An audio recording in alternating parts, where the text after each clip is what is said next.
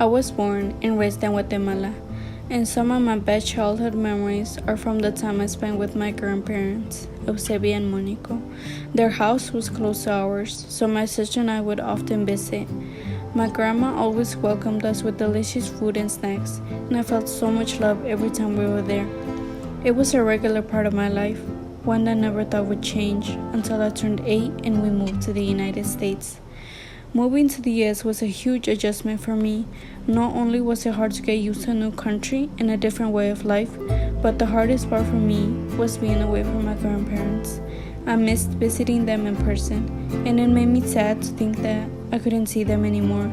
We would FaceTime and call as we could, and every time I saw their faces light up with joy, it reminded me of how much time had passed since I was last with them.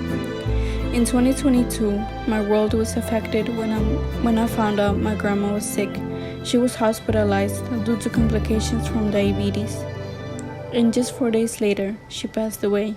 Losing her hit me hard. I struggled with my emotions, feeling lost, and I barely ate anything. I was depressed for a while. I missed her terribly, and I couldn't believe she was gone. Not long after, at the beginning of 2023, my grandpa also passed away. He had died peacefully in his sleep, but I couldn't process it right away. I was in denial, not ready to accept the fact that both of my grandparents were gone. Their loss affected my entire family, especially my mom. But my dad was there to support her through it. I tried to stay strong for both of them and my siblings, even though I was also hurting deeply inside.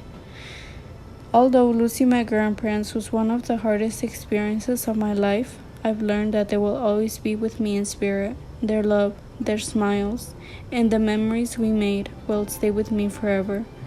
While I had to move on with my life, I carry them in my heart every day, and I know that their presence will always be a part of me.